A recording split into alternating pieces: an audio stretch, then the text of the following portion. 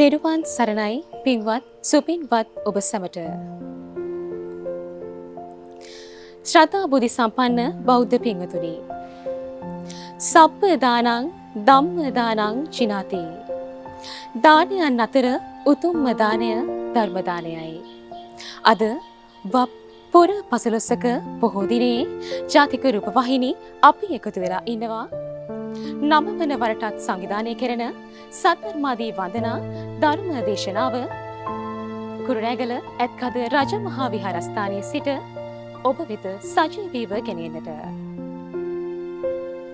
ඉතින් අද වැනි උතුම් දිනයක අප කෙරෙහි මහත් අනුකම්පාවෙන් මෙහි වැඩමවා වදාළ පූජ්‍යපාත ගම්පහ මහානාම නායක ස්වාමීන් වහන්සේ ඇතුළු වන්දනීය පූජනීය ඒ ආර්ය මහා සංඝරත්නයන් අවසරයි. බුදුදහම වූ කලී දේව භාෂිතයක් හෝ ඍෂි භාෂිතයක් නොව සන්දිට්ඨික අකාලිකාදී ගුණ පිහිටියා වූ තම්කම නැන පමණින් අවබෝධ කරගත යුතු දහමක්. ඉතින් අද පුර පසළොස්වක පොහෝ දිනේදී තමා බුදුන් වහන්සේ තව්තිසා දෙව්ලොවින් දඹදිව සංකස්සපුරයට වැඩම කරන්නේ. ඒ වගේම ස්වාමීන් වහන්සේලා තම කතිත ජීවනය සිදු කරන්නේද අද වැනි පුර පසළොස්වක පොහෝ දිනකයි. එසේනම් සද්ධර්මාදී වන්දනා ධර්ම දේශනාවට සවන් දීමට පැමිණි ශ්‍රද්ධා බුද්ධ සම්පන්න පින්වතුනි. සදහම් දැහැණින් දැහැත් වට්ටිය පිළිගන්වා සාදු නදින් ඇරයුම් කරමු අපගේ නායක ස්වාමීන් වහන්සේ වෙත. සාදු සාදු සාදු.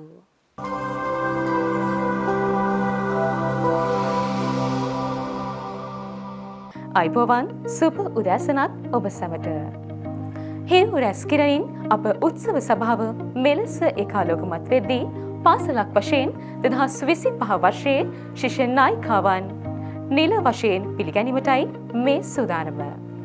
ඒ සඳහා අප හා එක්වන මරවිල මිසම්පාර කරු නෙල්සන් සමන්ත පියතුමන්වත් අද දවසේදී ප්‍රධාන ආරාධිත වශයෙන් අප හා එක්වන හලාවත කලාප අධ්‍යාපන අධ්‍යක්ෂ ගරු ජෝඩ් ප්‍රනාන්දු මැතිතුමන්වත් අප පාසලේ විදුහල්පතිතුමිය ඇතුළු ආචාර්ය මණ්ඩලයේ සියලුම දෙනාවත් පැමිණ සිටින අම්මේ තාත්තේ ඔබ සැමවත් ආදරණීය සොයුරියේ ඔබ සැමවත් ඉතාමත් ආදරයෙන් උත්සව සභාවට පිළිගන්නවා. චිරාත්ගත සම්ප්‍රදායට අනුකූලව පොල් තෙල් පහන් සිලක් දල්වා උත්සව සභාව ඒකාලෝකමත් කිරීමටයි මේ සූදානම.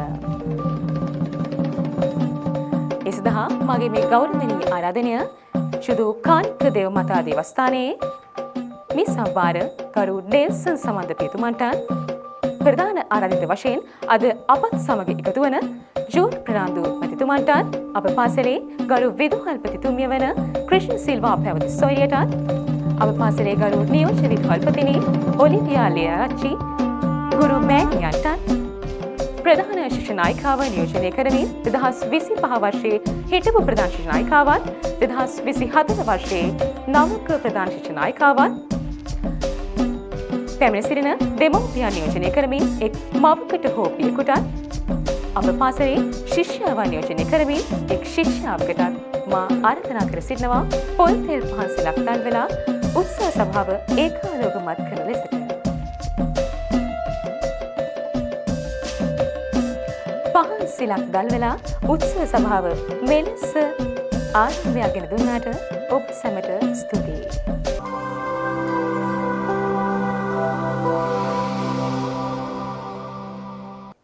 අයිබෝවන් සුබ උදෑසනක්. ඉතින් සුපුරුදු පරිදි අදත් ඔබ එකතු වෙලා ඉනවා අඟහරුවාදා දින නුගසවැනි වැඩසටහනත් සමග. ඉතින් නුගසවැනි වැඩසටහන කවදත් ඔබට නැනවත් ගුණවත් දේ ලබා දෙන වැඩසටහනක්.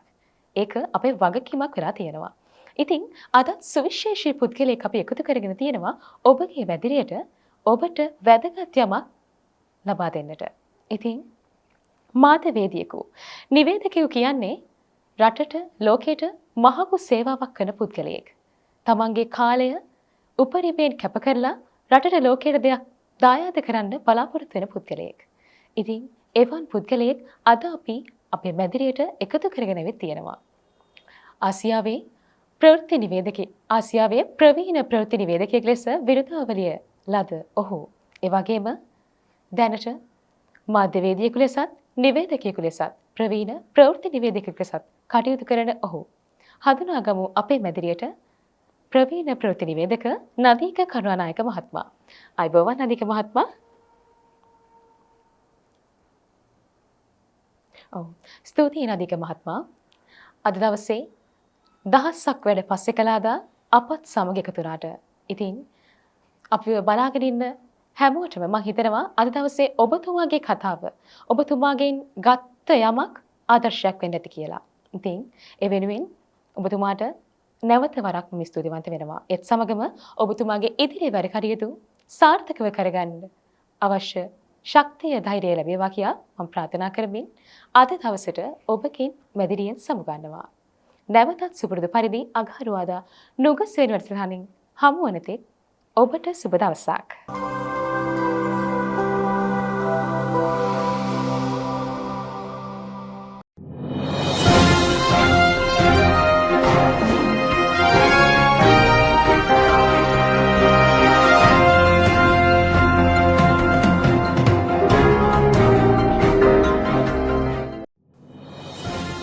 අයබෝවන් වගකීමේ සත්‍ය හබා යන ජාතික රූපවාහිනී දිවාපුවත් ප්‍රකාශය සමගයි ඔබ මේ කන්නේ. සුපුරුදු පරිදි ජාතික ප්‍රවෘත්ති මැදිරියේ සිට ඔබ හමු වන මම ෆාතිමා කළුආරච්චි. ප්‍රථමයෙන් අවධානය සිරස්තල වෙත. ව්‍යාපාරිකයෙකු ඉලක්ක කර මාතර කපුගම වෙඩි තැබීමක්. ජූලි මාසයේ වාර්තාගත සංචාරක වැමීමක්. ඉන්දුනීසියාවේ ලෙවෝටෝබී ගිනි කන්ද පුපුරා යයි. මාතර කපුගම් ප්‍රදේශයේ අද උදෑසන වෙඩි තැබීමක් සිදුව තිබෙනවා. පොලිසිය පැවසුවේ නාදුරන පුද්ගලයන් දෙදෙනෙකු යතුරු පැදියකින් පැමිණ T56 ගෙන යවියක් භාවිතා කරමින් නිවසක සිටි පුද්ගලයෙකු ඉලක්ක කර මෙම වෙඩි තැබීම සිදු කර ඇති බවයි. වෙඩි වැදීමෙන් 48 හැවිරිදි පුද්ගලයෙකු තුවාල ලබා ඇති අතර තුවාලකරු රෝහල්ගත කර තිබෙනවා. තුවාලකරු බස් රථ හිමිකරුවෙකු සහ ව්‍යාපාරිකයෙකු බව පොලිසිය පැවසුවා.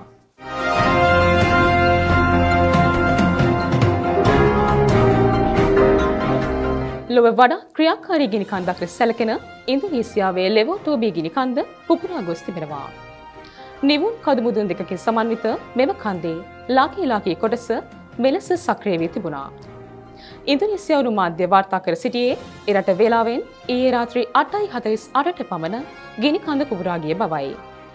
මේ අතර මෙම කාලයේ අධික වර්ෂාවක් ඇති වුවහොත් ගිනි කන්දෙන් පිට වූ ලාවා නාය යාමකට ලක් වී ඇති බැවින් ගිනි කන්දේ අවාටයෙන් කිලෝමීටර 6ක 7ක ප්‍රදේශයක සිටින ජනතාවට අවධානයේ සිටින ලෙසට උපදෙස් ලබා දී තිබෙනවා.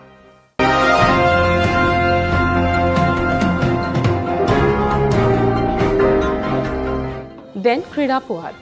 ශ්‍රී ලංකා ක්‍රිකට් ආයතනයේ මූල්‍ය අර්බුදයට ලක්ව ඇති බවට පළවන වාර්තා අසත්‍ය සහ පදනම් විරහිත බව ශ්‍රී ලංකා ක්‍රිකට් ආයතනය පවසනවා. නිවේදනයක් නිකුත් කරමින් එම ආයතනය පවසන්නේ ICC තරගාවලි සත්කාරත්වය සඳහා ශ්‍රී ලංකාව හොඳ සූදානමකින් පසුවන බවයි. ලබන වසරේ ඉන්දියාව සමග ලෝක කුසලාන සම සත්කාරත්වය සැපීමට සහ මේ වසරේ සැප්තැම්බර් මාසයේදී ICC කාන්තා ක්‍රිකට් ලෝක කුසලාන තරගයේ 11ක් ශ්‍රී ලංකාවේ පැවැත්වීමට ශ්‍රී ලංකා ක්‍රිකට් ආයතනය ක්‍රියාකාරීව සූදානම්ව සිටිනවා. රූපවාහිනී පැයින් පැපුවත් අද නිවාඩ පත් වෙනවා. අයබෝවන්